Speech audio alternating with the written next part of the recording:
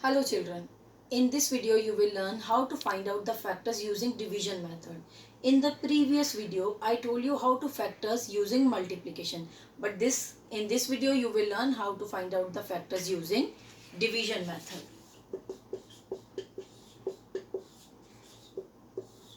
Now suppose if you have to find out the factors of 16 using division method, how will you find out? 16 divided by 1 will give you 16. Now 16 divided by 2, you have to check every number.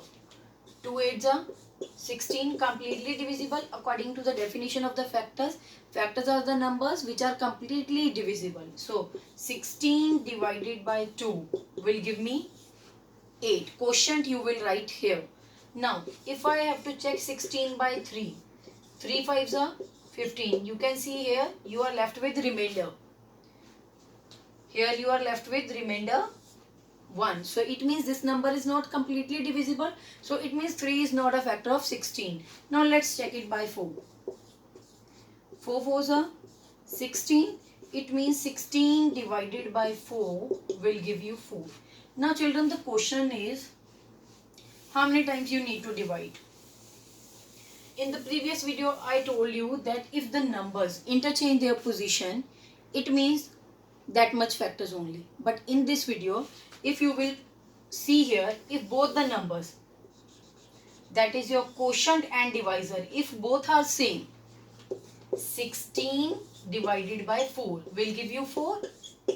You can see here, if divisor and quotient both are same, it means no need to find out more factors. For example, if I have to do this sum by multiplication method, 1 into 16 will give me 16. 2 8s are 16. 16 is not divisible by 3. So 4 4s are 16. Here both the numbers are same. It means no need to find out the factors. Children, in both the cases you can see, if you will do by multiplication method or by division method, you can compare both the methods. Factors will be same. 1 2 4. 1 2 4. 1 is the factor, 2 is the factor and 4 is the factor. Next, 4 is again there. Here also 4 is again there. No need to write down 4 two times because 4 means always 4. Now 8, 8, 16, 16. In multiplication method you have to pick these two numbers as factor by inserting commas in between. 1 2 4 8 16. 1 2 4 8 16, because here 4 is repeating, so there is no need to write down again. But if you will write down, it's okay, it will not be wrong. Now 1 2 4 8 16.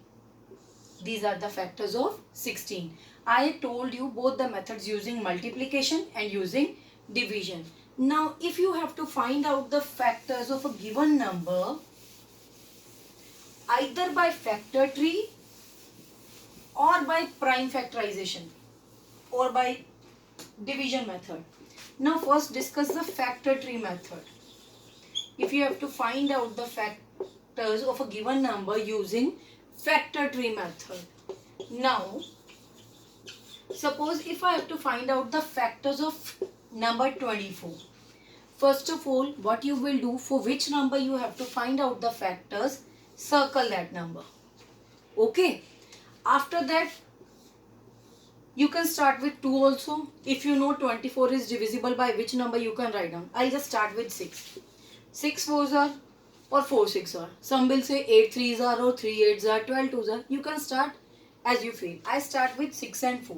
Now children, if you feel that 6 is further divisible, it means if 6 is divisible by any other number, then again circle it. Now 3 2s are 6.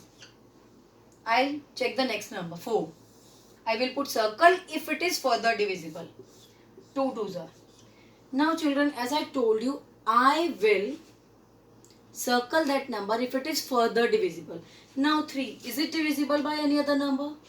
Some of you will say yes ma'am, by 1.